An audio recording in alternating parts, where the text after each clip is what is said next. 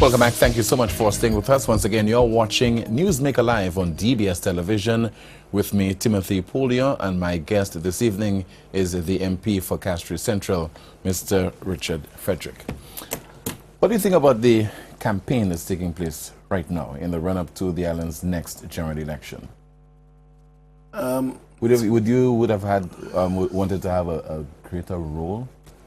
Not reminiscent of 2006 and so on? Not necessarily. I realize that the campaign this year lacks a lot of enthusiasm. Persons there is a greater show of apathy, in my view, from the electorate. Persons are more inclined to, let me just go and vote on that day and done with it, you know, as opposed to getting involved in all the hype and everything else. And that is probably... What's the reason for that? I don't know. That is probably because, you know, probably dissatisfaction with one side, but not seeing the other side as a proper replacement, that kind of thing. So apathy builds in, and person just believe that, look, man, you know, I'll stay away, and if I am minded to on that day, I'll just go cast my vote. I think a lot of damage has been done to politics in St. Lucia. I know that politicians like to blame the media, but don't you think that those are self-inflicted wounds? Attacks on you, you attacking in return, don't you think that is at the heart of the whole issue? Of course. I mean, put it this way. Some time ago, somebody called me and said, Richard, I posted a picture on Facebook, and the person who's in the picture threatened to sue me. And I said, wait, you took a picture and somebody, I said, you know, that's nonsense, because a picture actually relates a factual occurrence, you know. And I'm saying that to get to your point, because if at the end of the day, politicians don't attack each other, then I don't think there is anything to report along those lines. Probably I could use myself as an example. I've been the lightning rod for attacks, but you know, you attack me with a slap, I might probably give you a punch, kind of thing. So I do believe that it's time politicians, all of us, I want to speak inclusively, take stock of ourselves. And if one of the principles by which I live, if you don't attack me, Richard Frederick will never attack you. So you will not hear anybody reporting Richard Frederick said so and so, so and so, if there wasn't an implicit or explicit direct attack on me. What do you think is preventing the political parties from staying on message? That's both the United Workers' Party and the St. Lucia Labour Party. I don't know. I mean, you see, the sad thing is, Tim,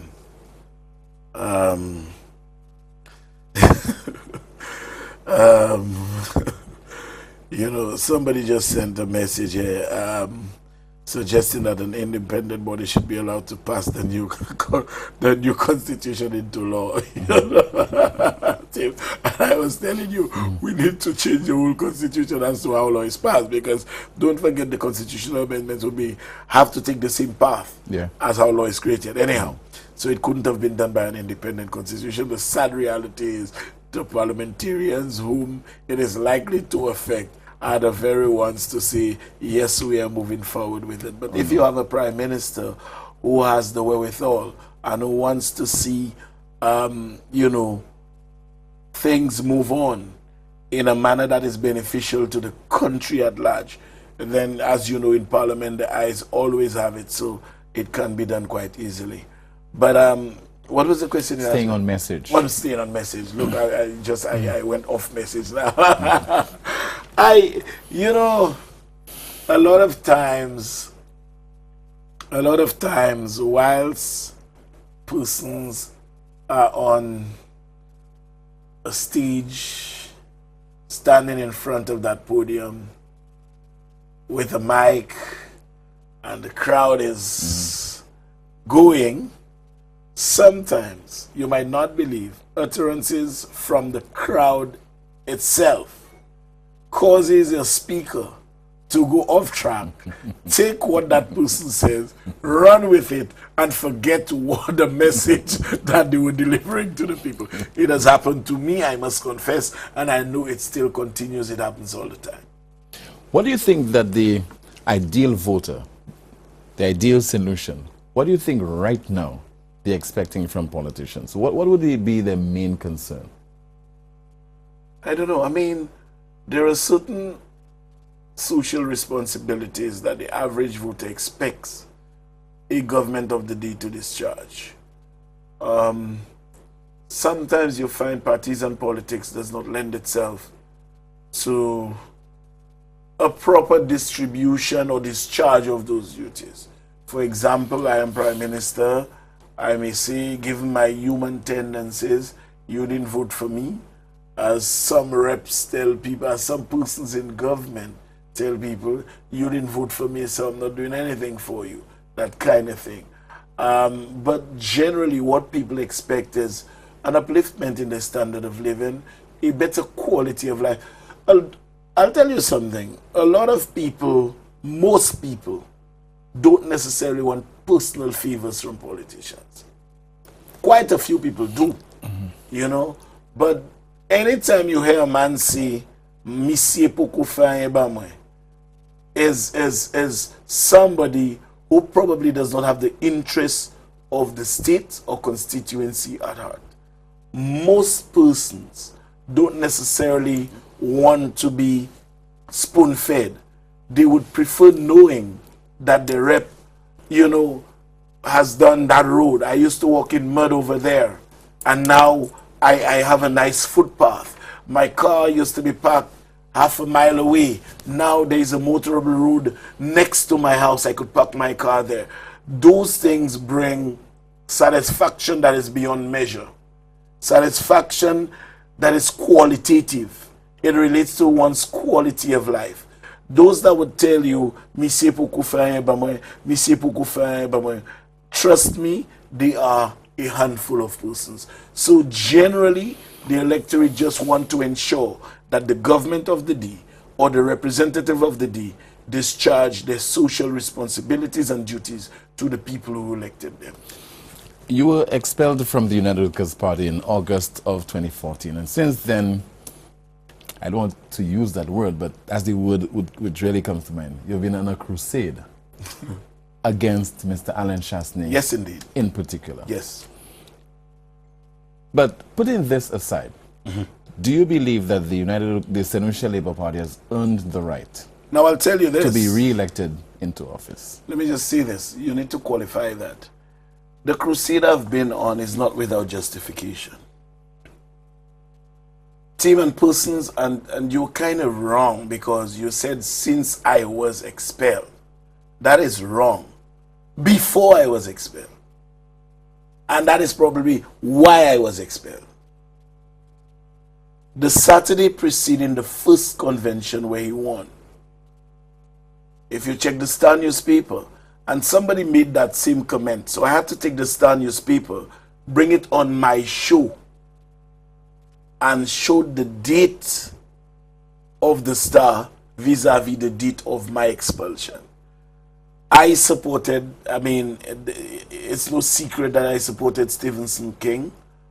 I supported Stevenson King, and I was featured in the front page of the Star, and I gave a number of reasons why Alan Chastney should never ever be in charge of the finances of this country. It is not because I dislike Alan Chastney. It is because I love my country. That is why. You know, so it is not since I was expelled. And I'll give you a couple examples because you've gone into it. Tim, a lot of people don't know the procedure about the allocation of funds. And, you know, once that appropriation bill is passed and it allocates $100 million to the tourist board, the Minister of Finance has no control over it again. You know, it goes to the tourist board. Now, when you tell me a man would take $2.4 million and rent a tent for 3 days. I mean, had that decision ever come to cabinet, I would have resigned if cabinet agreed to that. Because you cannot tell me you were sufficiently informed, so you had enough time. There are so many contractors out there. 10 contractors at $240,000 would be $2.4 million. You put 10 contractors together at $240,000 a piece. You would have had a building in about 8 weeks. With no exact, you could have had it. And guess what? We would have had the building up to today. We rented a tent, had people to bring it down, put it up, and then ship the tent back. I mean, that is ridiculous. I mean, there are so many examples of literal squandering that I cannot support. I mean, would I support someone whose travel expenses has surpassed that of any prime minister of this country? Would I support a man whose phone bill, cell phone bill, is so much that you wonder whether they're running some kind of call center?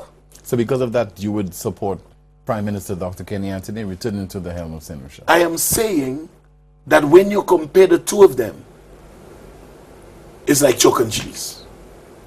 That's my view. That is my view. United Workers' Party, minus Alan Shastney, I have no problems with. But based on what I have personally experienced, what I have seen, what I have seen, I remember. And you said nothing at the time. I couldn't. Publicly, why didn't you say anything publicly? Tim, how would I have known that $2.4 million was spent on the tent?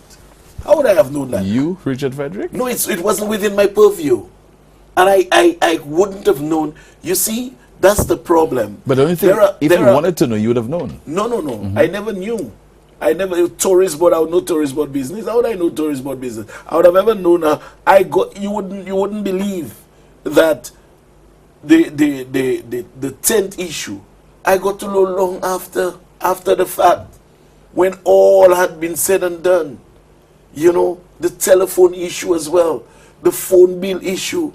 I mean, the issues that I knew of, I made noise. For example, the boulders on the beach. Let those locals get somewhere else to bathe. It hurt me to have heard Alan Shastney say that in cabinet. But you're aware of those boulders long before you left the United Workers' Party, long before the government left office. And I spoke of it. But all things like, of course I spoke of it. I even spoke of the time of you were Minister Jennings. of Planning, right? You were Minister of Planning. Precisely. Mm-hmm.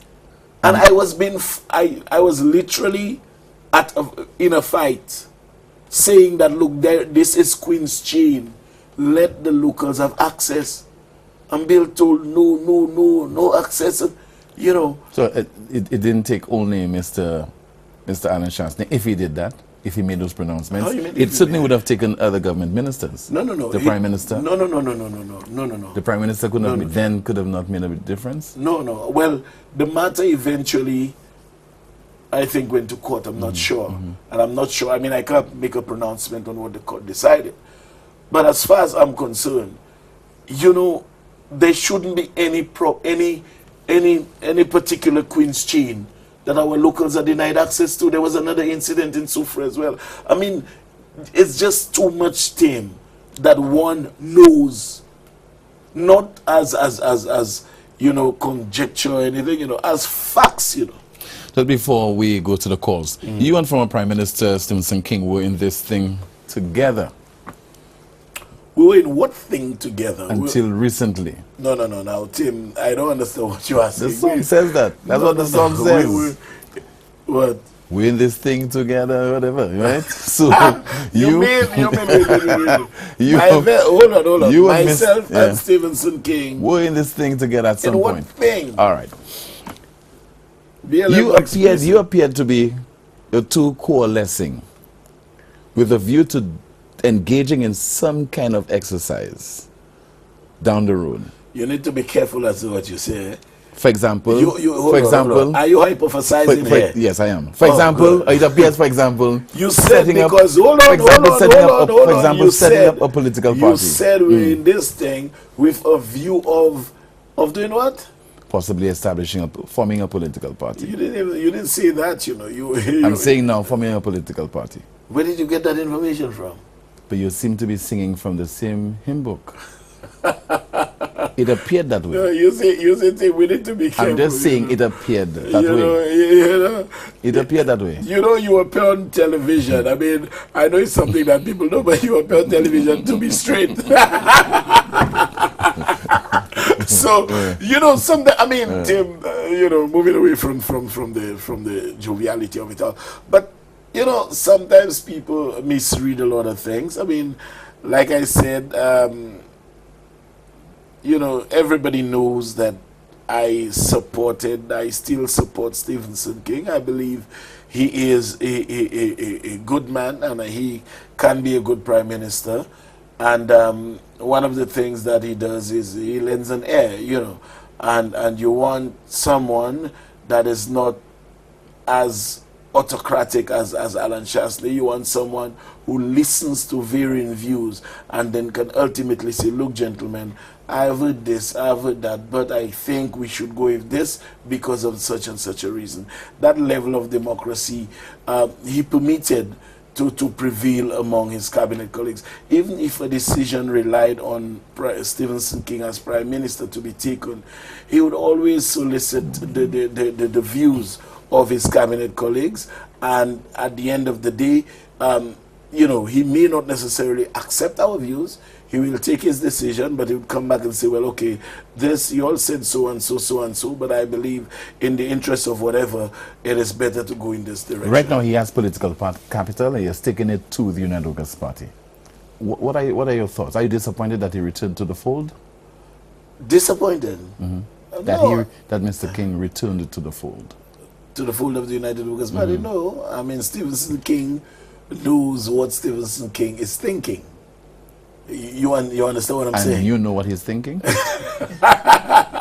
Tim, don't try to put me on the spot. No, but do you know what he's thinking? I wouldn't know what he's thinking. Right. You know what judges say? You want me to read into your brain? No, I can't. I can't read into your mind. The only thing I can do is based on your conduct, I can say what was your intention. So that if you take this glass and you slam it on concrete, it is your intention to break the glass. However, if you have the glass in your hand and it slips from your hand and it falls and it breaks, there is no intention here. So at the end of the day, one can decipher intention or thoughts from the actions of another, but you cannot, on the basis of essentially everything going well, say, well, this man is thinking this or this man is thinking that. So I really don't know what Steve is thinking at this point.